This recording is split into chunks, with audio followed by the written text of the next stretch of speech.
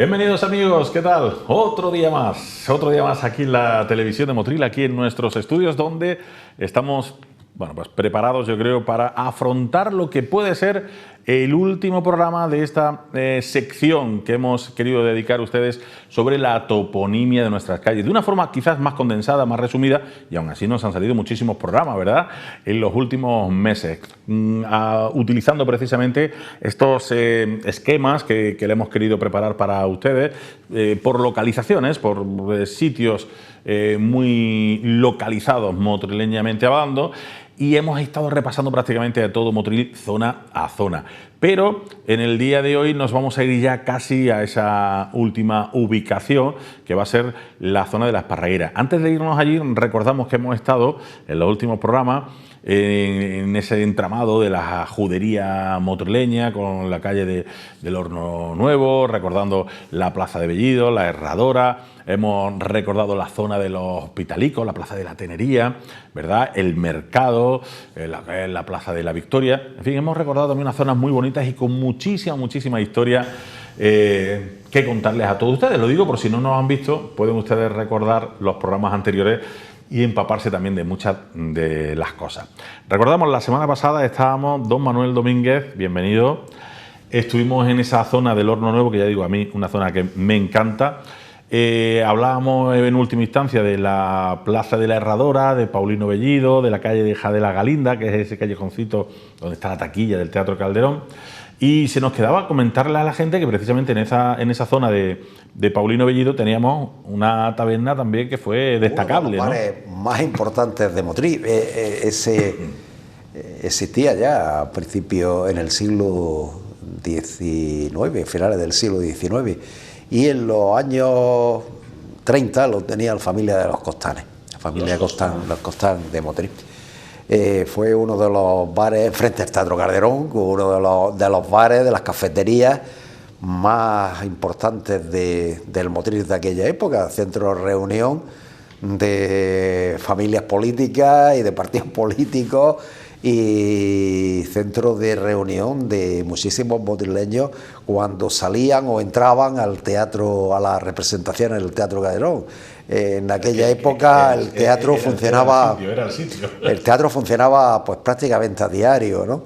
Y claro, aquel bar famoso de enfrente del Calderón pues tenía siempre una clientela estupenda, estaba a tope, y todo era justo la fachada de enfrente del edificio, enfrente al Calderón.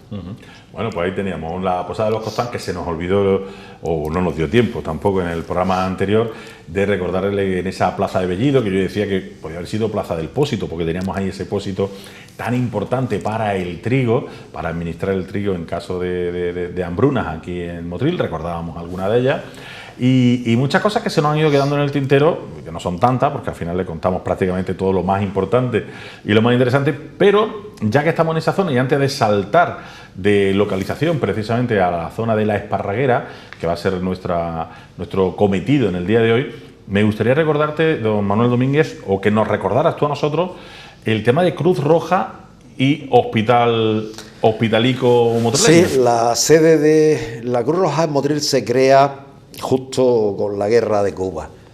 Es una de las cosas que tienen que labor benéfica. Se crea primero la de Granada, la agrupación o la sección de Granada en la Cruz Roja, y después se crea la de Motril, con la intención de ayudar a los soldados motrileños que venían de la guerra de Cuba, que venían pues en muy malas condiciones, venían enfermos, venían heridos, y a partir de ahí se crea la Cruz Roja Motrileña.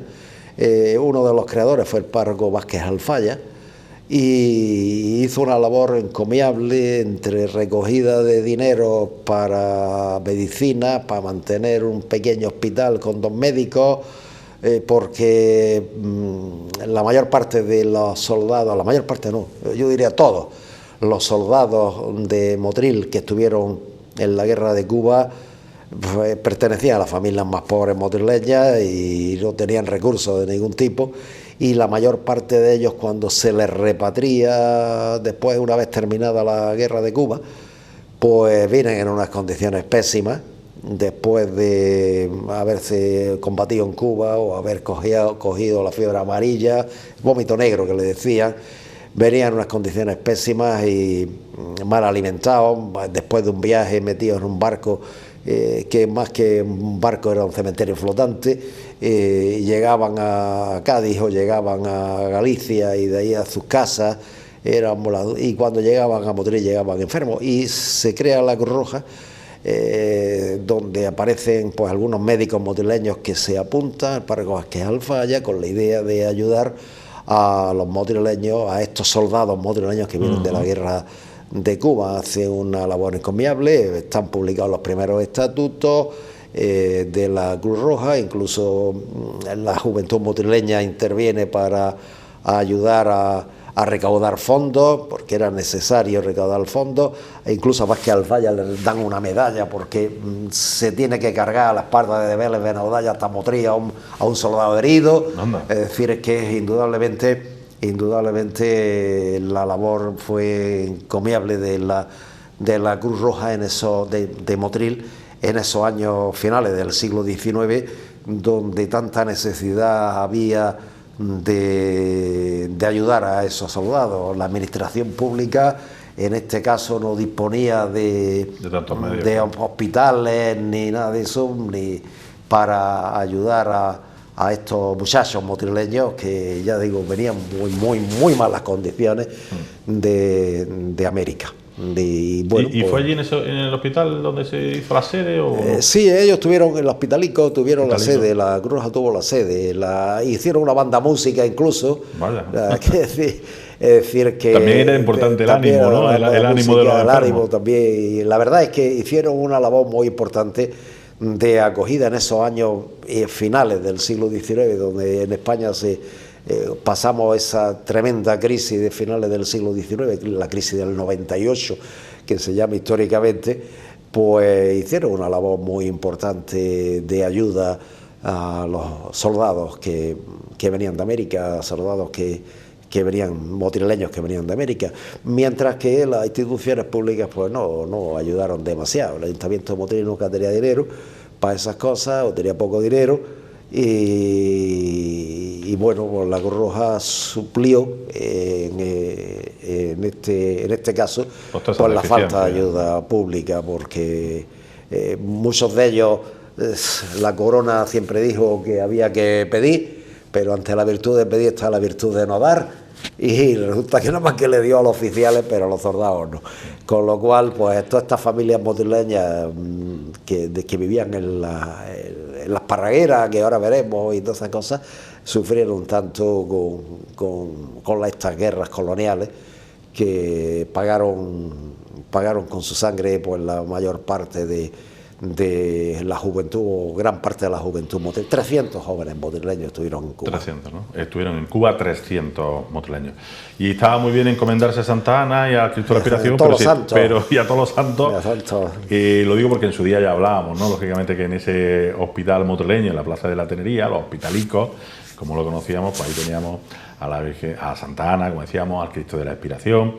Y bueno, también importante que tuviéramos a Cruz Roja, que también hacía una labor más directa, ¿no?, sobre todos los enfermos. Y ahora sí, saltamos ya de localización, porque si no, no nos va a dar tiempo, serían muchísimas, y contaremos muchísimas más cosas, pero nos vamos a la Esparraguera, todo este entramado de calles, también con muchísima historia aquí para Motril. Ahí vemos Marqués de Esquilache, San Sebastián, la Rambla de Carniceros, La Palma, en fin, el cenicero de La Palma. Hay muchas cosas que contar aquí.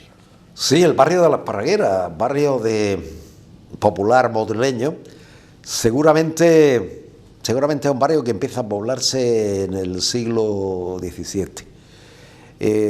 Quizás atraído un poco por la apertura del Camino de las Cañas, ¿no?, de lo que era el Camino de las Cañas. El nombre de la Esparraguera es una loma que baja de los montes del Magdalite hacia abajo, de las Angustias para abajo, y bueno, sería tierra de espárragos, seguramente, zona de espárragos, ahí viene el nombre de Esparraguera, ¿no? Claro. El nombre debió venir a Esparraguera. La Esparraguera,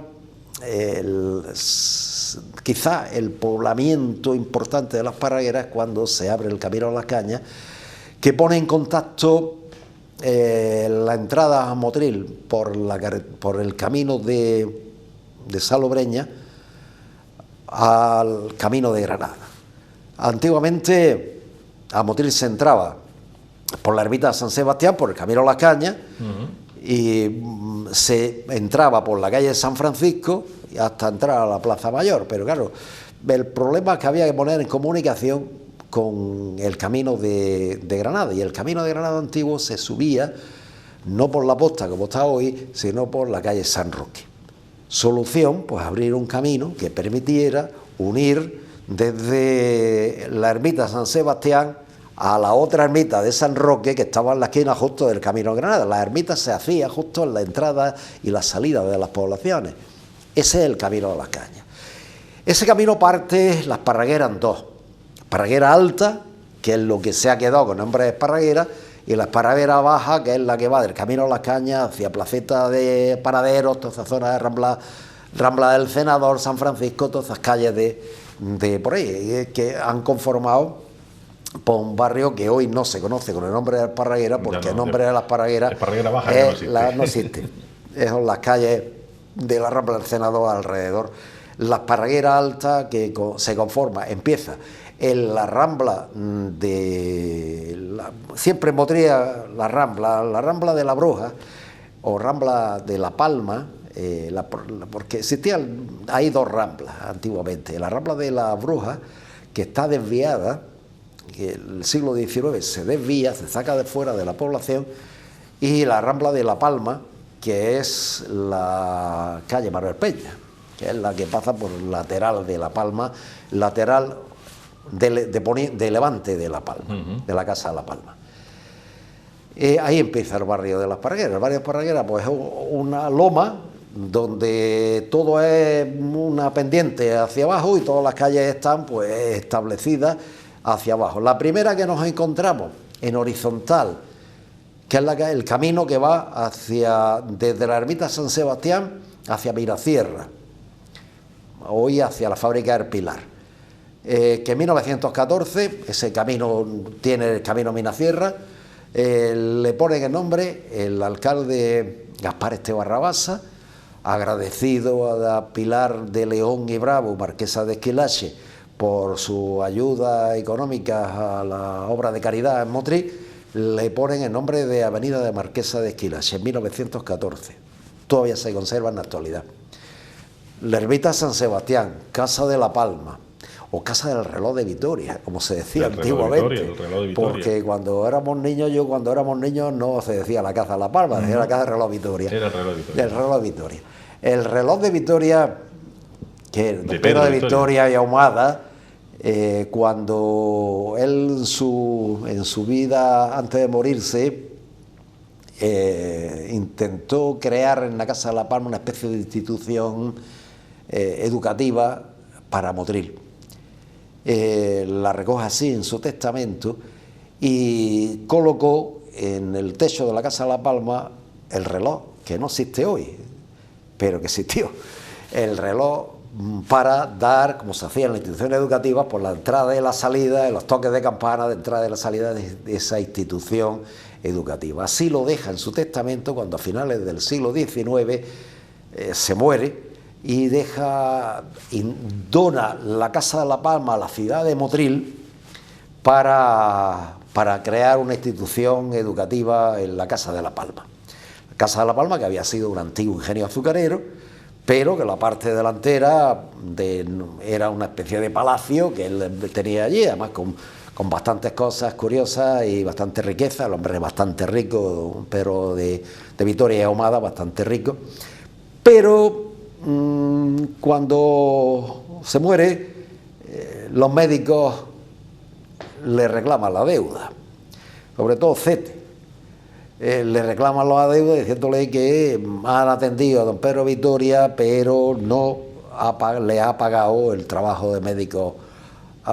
Y hay un pleito famoso en el cual Ocete se queda en pago de sus servicios como médico de don Pedro Vitoria, se queda con la casa y la casa no forma parte, ya pierde digamos, la función que en el testamento le había dado don Pedro Vitoria.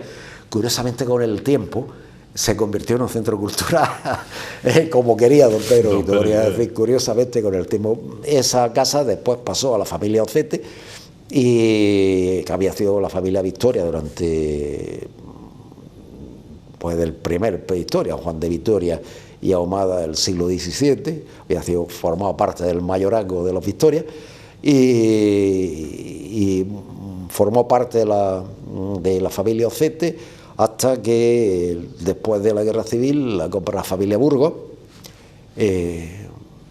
y después allí vivió la familia Burgos hasta Paco Palanco Burgos, familia Palanco Burgos, hasta que él se transfiere al Ayuntamiento de Motril, el acuerdo urbanístico. Pues vamos a ver un poquito, como nos estamos hablando de una de las casas más entrañables motrileñas, como es esa Casa de la Palma o la Casa del Reloj de Vitoria, como ha recordado don Manuel Domínguez.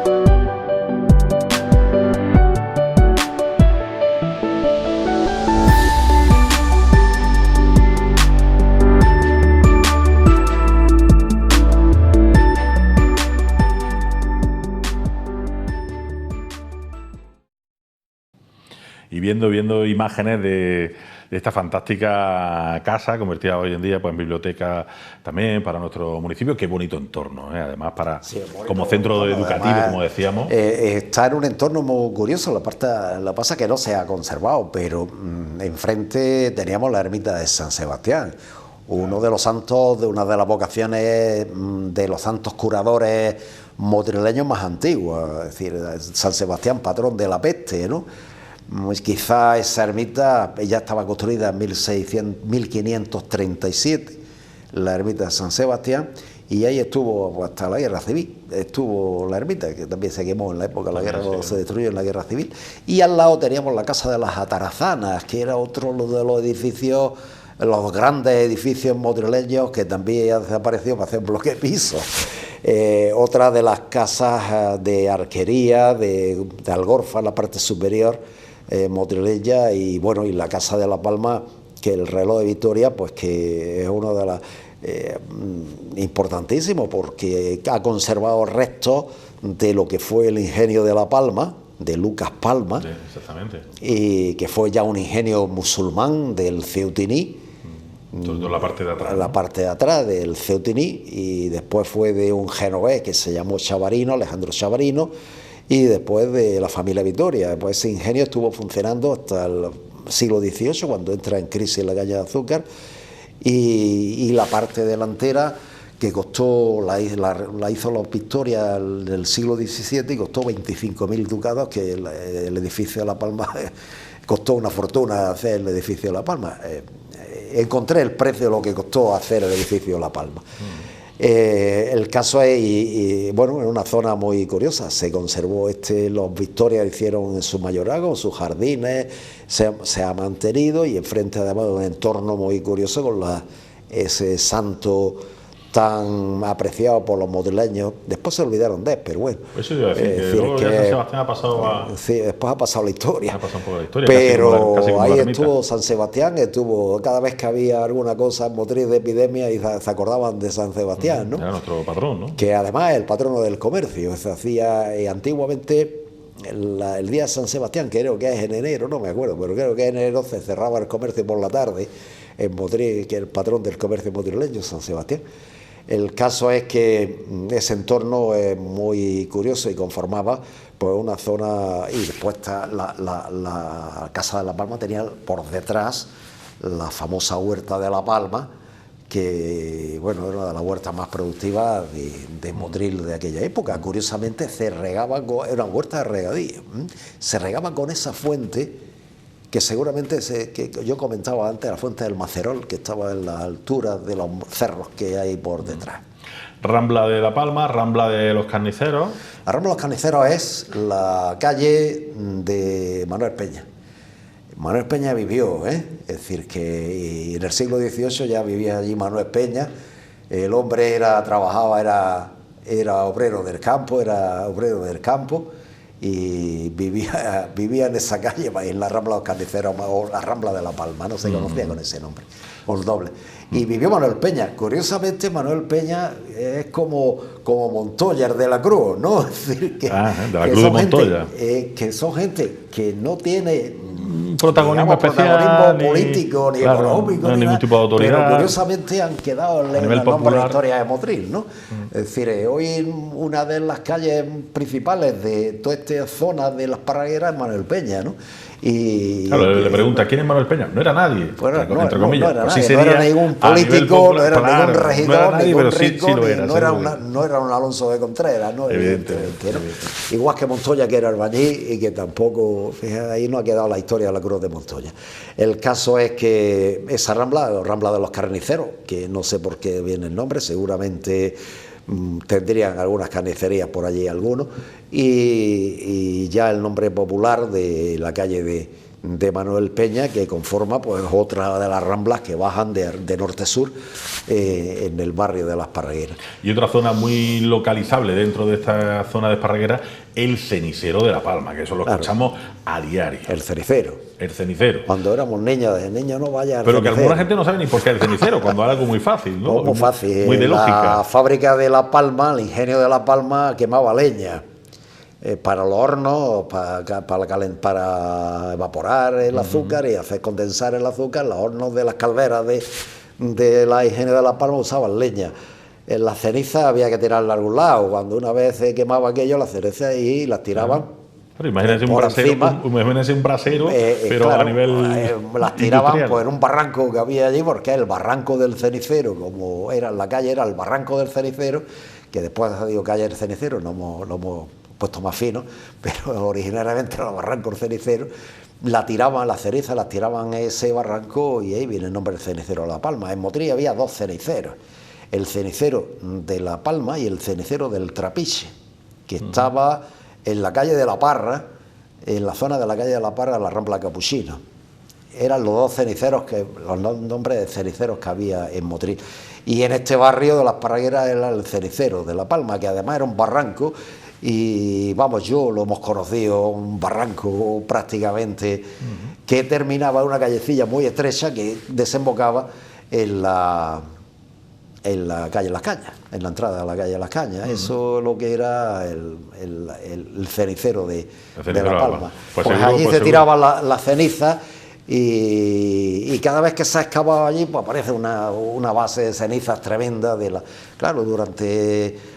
Pues si La Palma funcionó del siglo XV hasta el siglo XVIII, pues allí estuvieron tirando cenizas 300 años. Es decir, que indudablemente es normal que cada vez que se hiciera una excavación allí para hacer casas o un bloque de pisos y tal, apareciera unos estratos llenos de cenizas, todo aquello, claro. Cenicero de La Palma, el nombre está bien puesto. Cenicero de La Palma, más un nombre A mí me parece bonito, incluso, ¿verdad? Como recordatorio también de nuestra historia, porque al final hablamos de caña de azúcar, hablamos de ingenio, hablamos del trabajo de los motrileños de muchísimos años. Ese cenicero de La Palma, que mucha gente no sabía el porqué del cenicero, pues la explicación tan lógica. Seguimos avanzando porque tenemos más calles, más zonas aquí. Ponías tú ahí Junco. El Manuel Rodríguez, alias Junco. Junco. Vivió en el siglo XVIII en esta calle que se conoce hoy con la calle del Junco. ¿Este hombre era nadie? Nadie también. Que no era Alonso de Contreras tampoco. Vale. Otro vecino de la calle, de esa calle transversal que comunica Barranco del Cenicero con calle Portuguesa, con Plaza Portuguesa. Esa calle transversal vivió Manuel Rodríguez, alias Junco, y en la calle de Manuel Rodríguez, alias el Junco, pues se ha quedado el nombre, alias el Junco. Vivió en el siglo XVIII, su nombre aparece con su mote, aparece en el catastro de Ensenada, y todavía, gracias a Dios, como yo digo, se conserva el nombre de la calle, no se le ocurrió a nadie cambiarlo, porque este hombre, la memoria de este hombre está ahí, con su mote, está ahí en esta calle que atraviesa, digo, en horizontal, paralela, la parte de arriba del Camino a las Cañas, paralela, que une Cenicero con el Rambla del Cenicero con la calle Portuguesa, con la placeta Portuguesa. Esa calle, pues, es otra de las calles tradicionales del barrio de Las Parreras, la calle del Junco, que además está en alto y las casas están en alto. Es una calle muy curiosa, muy típica motrileña. Está muy modificada porque se ha arreglado y tal, pero originariamente era una calle de tierra, que yo lo he jugado tanto por ahí, en una calle de tierra, pues que era una barranquera, lo que era la calle del Junco, ¿no? Pero estamos en cuesta, estamos todos en cuesta. Pero que es verdad que hoy en día, ahí la tenemos en la foto, la calle del Junco. El Junco, no, cuando vivió, seguramente la calle está 10.000 veces mejor que en aquella época. Pues que sirva en honor también a estas personas que, como decimos, no son ilustres, no son autoridades, pero al final quedan en la historia de Motril como personajes motrileños. Igual que Tito Alto. Tito, la calle del Tito. Otra de las calles que suben hacia la Parraguera. Y esa calle del Tito también se le llamó calle Panadero. Aunque nosotros tenemos mentalizado que la calle Panadero es la placeta Panadero, por debajo de la calle Rambla del Senador, pero también se llamó calle de Panadero. Y el nombre de Tito, pues debe de Tito, la calle del Tito. Otro de los motes seguramente motrileños en esa época, y que también se ha mantenido. Todas estas calles populares suelen mantener los nombres tradicionales, es decir, es muy curioso, ¿no? Mientras que los ayuntamientos burgueses del siglo XIX, XX, le dan nombre a las calles del centro, estas calles de los barrios se olvidan, ¿no? Y ese olvido que tuvieron de las calles, de los barrios motrileños, hace que los nombres de las calles quedaran los nombres populares. Y gracias a eso se han conservado, curiosamente, gracias a que no le prestaron atención. Claro. Oye, pues precisamente nos vamos a Portugueses, calle Portuguesas, que sí tiene también su historia. Otra de las calles que tiene historia, que además es una de las calles que están escalonadas, que asciende desde la calle. Ahí se ve el corte, cómo se hizo, se ve perfectamente. Todas estas calles que van desde la Esparraguera Baja, Camino a las Cañas y Esparraguera Alta, se ve perfectamente cómo se hizo el corte para construir el Camino a las Cañas. Todas las calles serían enteras. Tito Alto y Tito Bajo continuaría. Portugueses, con las que tiene enfrente, continuaría. Y en medio se cortó para hacer el Camino a las Cañas. El Camino a las Cañas. Para cortaba, por ejemplo. Pero las calles continúan justo, están perfectamente como está la estructura urbana, perfectamente continuada. Lo que pasa es que hicieron por medio el corte del Camino a las Cañas. La calle Portuguesa es una de las pocas calles. En Motril me parece que tenemos calles escalonadas antiguas, dos. La calle que sube a la calle San Medero, de la calle San Francisco, y la calle Portugueses, creo, ya no me acuerdo, pero creo que nada más que hay dos, que estén, bueno, y la calle Sacristía también está escalonada, ¿no? 2 o 3 calles, no hay muchas más. Pero calle Portugueses está muy en vertical, es una calle muy en vertical, que además fue muy famosa por el famoso crimen de la calle Portuguesa, claro, que dice que Pedro Antonio Alarcón se basó en su libro el clavo, lo basó en el crimen de la calle Portuguesa. Un hermano mató a otro, pues clavándole un clavo en la cabeza, en una oreja y tal. Bueno, historia. Sí que hubo un crimen en la calle Portuguesa, que lo que pasa es que no conocemos realmente cómo debió ser. La calle Portuguesa no termina ahí, ¿no? Continúa la Plaza Portuguesa y después continúa hacia arriba hasta el Colegio de la Ave María, ¿no? Todo eso es la calle Portuguesa completa. ¿Por qué se llama calle Portuguesa? Porque debieron habitarla muchas familias portuguesas. Hay muchos portugueses en Motril. Motril es un pueblo de migración. Es un pueblo donde hay mucho francés, donde hay mucho portugués, donde hay mucha gente que viene a trabajar o que vino a trabajar a los ingenios, a la fábrica de azúcar, al comercio, etcétera. Y portugueses debieron ser importantes y debieron vivir ahí. Es verdad que en el siglo XVIII no se distingue ya nombres portugueses, en el siglo XVIII está perfectamente estudiado quién vivía en toda la calle Portuguesa, con nombres y apellidos, y cómo eran las casas, y decir, es una de las calles con más habitantes, más habitadas de las Parragueras. Y la verdad es que es una calle que termina en una plaza que yo recuerdo que había una fuente, que hubo una fuente, que ¿dónde traían el agua? Pues, creo que en el siglo XIX había ya una fuente, ¿dónde traían el agua? No se sabe, pero era una plaza, la plaza Portuguesa era una plaza muy bonita, hoy está, yo creo que peor que estaba antiguamente. Y a partir de ahí seguía la calle Portuguesa, la subida desde escalonada desde la calle Las Cañas, llegaba a la Plaza Portuguesa y seguía la calle Portuguesa hacia arriba, hacia la salida de los montes de los Higuerales, en la parte de arriba del barrio de Las Parragueras. Claro. Bueno, pues ahí tenemos, ¿no? Bueno, nos falta Parra, Parraguera, Parra... Las Parragueras, la calle de Las Parragueras, Las Parragueras la principal, es la que empieza, la calle de Las Parragueras empieza en la esquina, empieza en la calle del Camino a Las Cañas, y se divide en dos. Una es una pequeña placita que divide en dos. La de la izquierda es la calle de la Esparraguera, y la de la derecha la ramblilla de las monjas, la ramblilla de la calle, como nos decíamos nosotros toda la vida de Dios, la ramblilla de las monjas, la ramblilla de las Parragueras.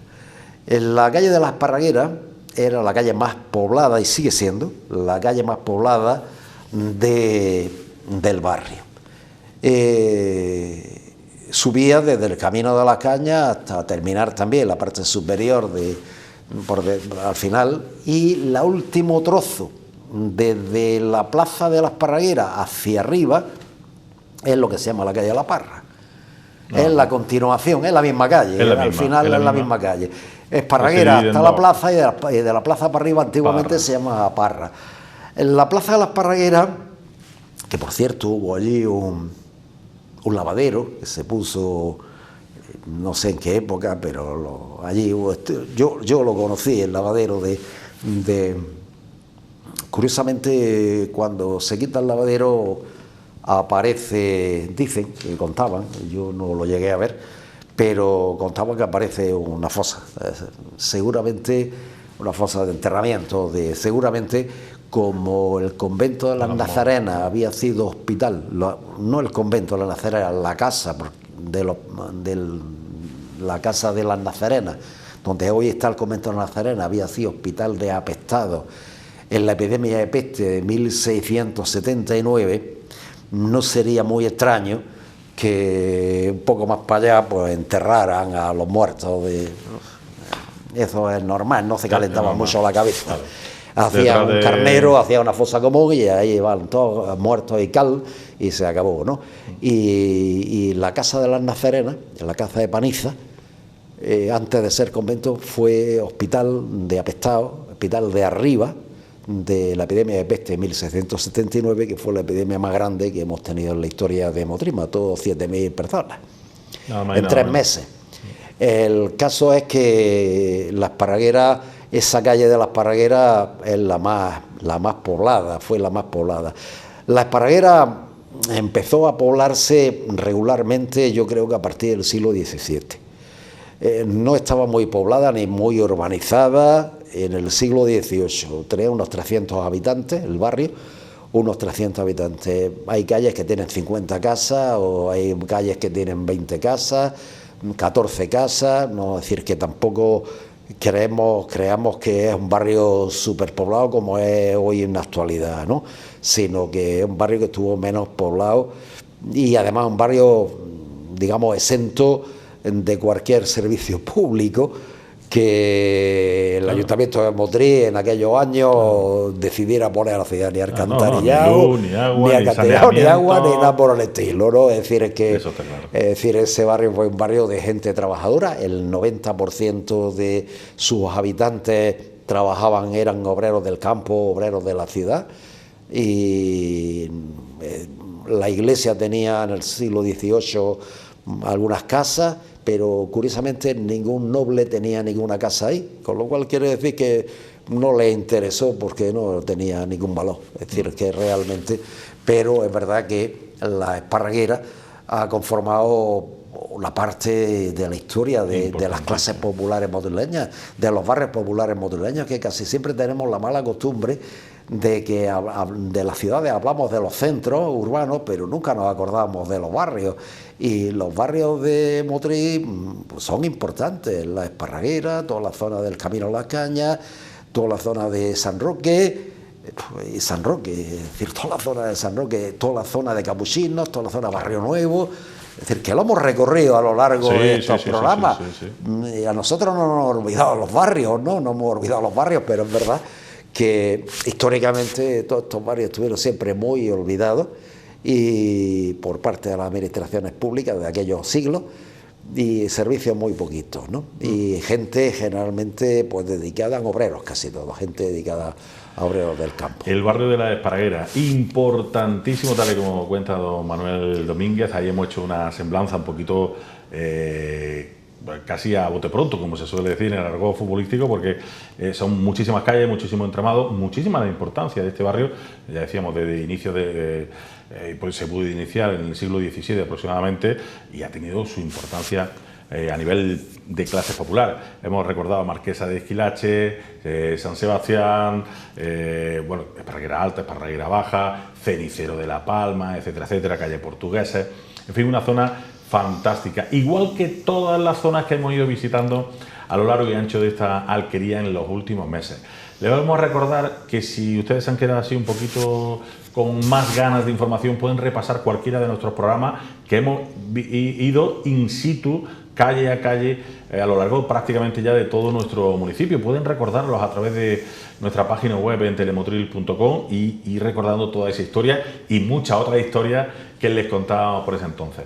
Para nosotros ha sido un placer recordar esto de la toponimia. Qué importante, Manolo, claro, esto de la toponimia, que cuánta información nos cuánta da. Historia, ¿no? Como yo siempre digo, los otros días daba yo una conferencia precisamente hablando de estas calles y tal, el centro de adultos, y les decía que lo contaran, ¿no? Es decir, que no se contara solamente a nivel de historiadores, ¿no?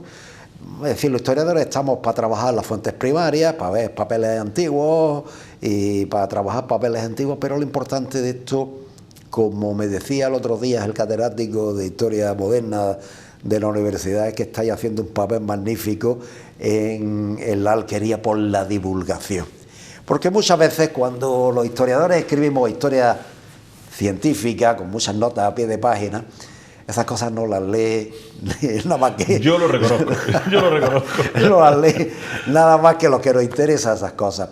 Pero cuando hacemos historia divulgativa, contamos la historia de nuestros pueblos, de nuestras ciudades, sí que tiene una trascendencia importante. Y cuando hablamos de las calles, por poner un ejemplo, estamos hablando de patrimonio. El patrimonio no son solamente los edificios, no son solamente las iglesias, no son solamente los grandes edificios. El patrimonio son los nombres. los nombres de las calles, los nombres de la ciudad, porque cada nombre, y lo hemos podido comprobar, cada nombre de una calle, nombre histórico de las calles, tiene detrás una historia. Y una historia que a veces, personajes y muchas más cosas que a veces ni conocemos porque no han quedado documentos. Rastrear los nombres de las calles es una cosa tremenda. Yo llevo como 10 años dedicado a rastrear nombres de calles y cuesta un trabajo tremendo porque las cosas me salen. Por ejemplo, el nombre de la calle Piedrabuena, no encontraba el nombre por de dónde venía el nombre de Piedrabuena, y claro, la percepción me dice, bueno, pues era una calle que tiene una piedra boa. No, pues era de un tal Luis Piedrabuena que vivió allí, que tenía muchas casas allí en el siglo XVIII. ¿Cómo lo encontré? En un libro de censo del Convento de la Victoria, que se conserva en el Archivo Histórico Provincial, y mira tú por dónde, viendo el libro de censo del Convento de la Victoria, me encontré con Piedrabuena. Y hay cosas que no he conseguido encontrar, por ejemplo, la calle Santiago, todavía, de dónde viene. Pero sí que es verdad que el patrimonio está, y esta es la historia del patrimonio. ¿Qué hacemos? Difundir el patrimonio, es decir, contarle a la gente lo que sabemos de historia de nuestra ciudad, y a través de un medio de comunicación que permite acercar la historia a la gente, que es lo que interesa al fin y al cabo. Claro, y que la gente se interese y que al final se enamore más todavía de su ciudad, de su historia. Esto crea, como yo digo, el conocer la historia de la ciudad crea ciudadanía, hacia el fin, crea sentimiento de pertenencia. Crea afición. Sentimiento de pertenencia. Claro que sí. Bueno, pues han sido muchísimas calles las que hemos ido, calles, zonas, localizaciones, historias, vivencias, protagonistas. Hemos ido recordando en todos estos últimos meses a través de estos programas de toponimia, que hemos querido centrar en la toponimia, pero evidentemente al final la toponimia está en cada uno de nuestros programas. No se crean ustedes que es que nos vamos, que nos despedimos. Nos despedimos hasta la semana que viene porque volveremos con muchas más cosas, como siempre, aquí en La Alquería. Un auténtico placer llevarles esta última zona de la Esparraguera, pero ya decimos que volveremos con muchas más cosas, muchas más ideas para desgranarle, desmenuzarle, masticarle, si hace falta, la historia de Motril. Sobre todo gracias a tantos y tantos conocimientos que nos ha aportado Manuel Domínguez. Gracias, don Manuel. De nada. Y a ustedes, gracias por apostar por nosotros en este programa de La Alquería. Gracias. Hasta la semana que viene. Adiós.